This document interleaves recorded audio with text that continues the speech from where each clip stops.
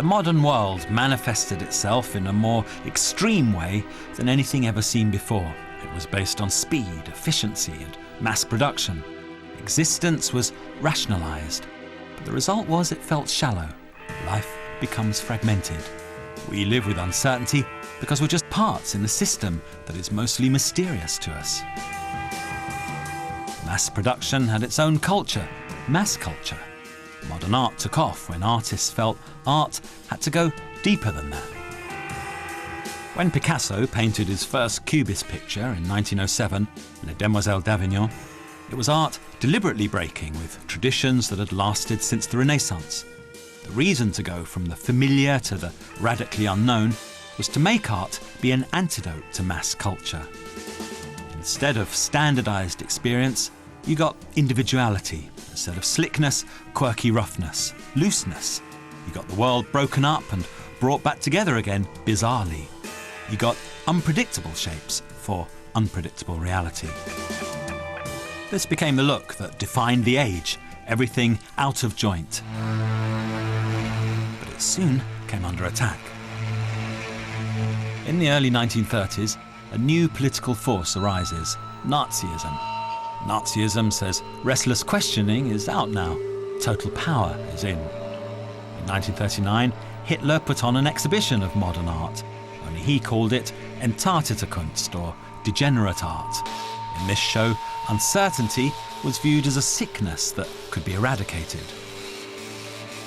It wasn't enough just to see the art, yet to be told how to see. Signs on the wall said, "The Jew is deformed."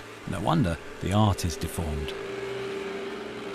Modern art attacked injustice in society. The Nazis said, blame injustice on art. Distortion appears in modern art to give new life to old forms.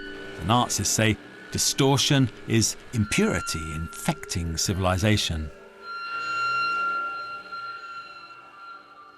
Hitler's degenerate art show highlights in a peculiarly horrific, bizarre and sick way something that's been there all along with modern art. It's deliberate outsiderness, its refusal to be normal. Hitler said modern art's great crime was to refuse to show things as they really are. But things never really are anything. They're always perceived in a certain way. There is no normal in the way that Hitler meant. He's trying to make certainty exist in a world where it no longer ever really can.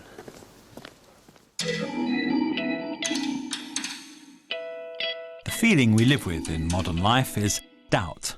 Nothing is pure, nothing lasts, and we can never be sure what we are. You think photos and movies show reality, but a photo is just grey shapes a few inches high. A movie is just projected light. Reality is always different jostling points of view colliding together. We are reassuring classical sweetness, and we are menacing primitive voodoo. Close the door on all that, say the Nazis. The Nazis had their own art.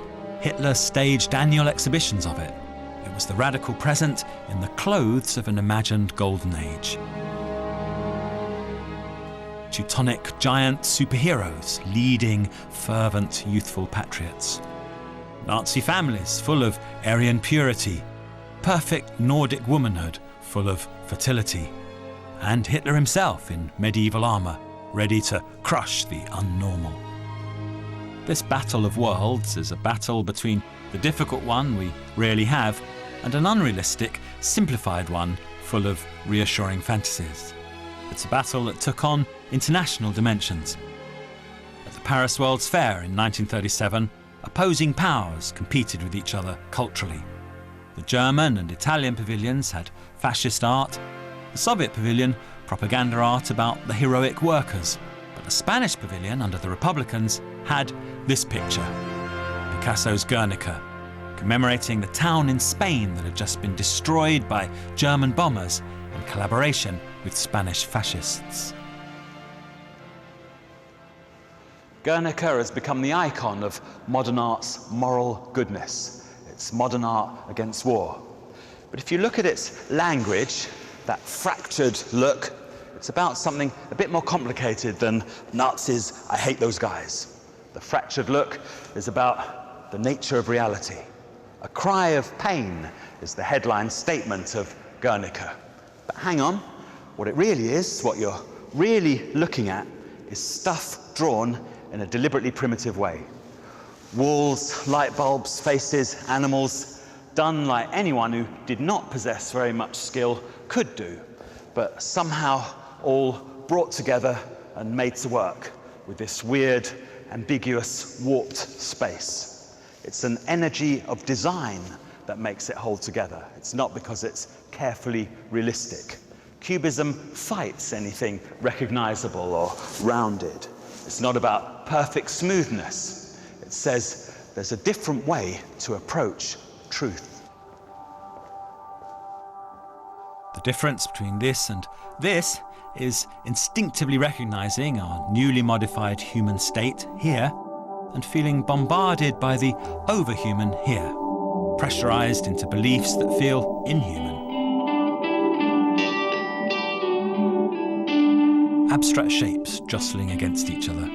Why even have anything real in there when modern civilization agrees that everything is relative? A further twist on art diagnosing the condition of modern life comes into our story: abstract art.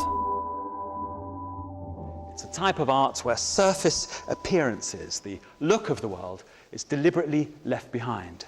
You are in an experiment where you're being asked to see beyond appearances, see beyond the illusions that art previously has always dealt with.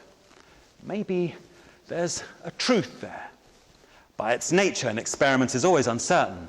An abstract artist doesn't say, here, I already know the answer and this is the illustration to it. An abstract artist says, this is the experiment. What's it telling you? Abstract art was deliberately open-ended. It obeyed only its own purely visual rules. The Swiss-German artist Paul Klee, one of the original creators of the abstract look in the 1910s, said that starting a painting was taking a line for a walk. He had no idea where the line might go. Abstract signs dancing to their own rhythm. I think the title of this painting, Haven of Riches, is the riches of the artistic imagination. The problem is, how rich is it if you're not an artist? How do you get it? How do you get tuned into it when it's abstract?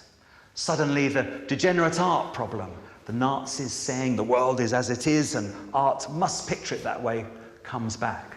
Is there a conspiracy of the sensitive against the rest? Is that what abstract art's abstract signs are really spelling out? The words ordinary people keep out.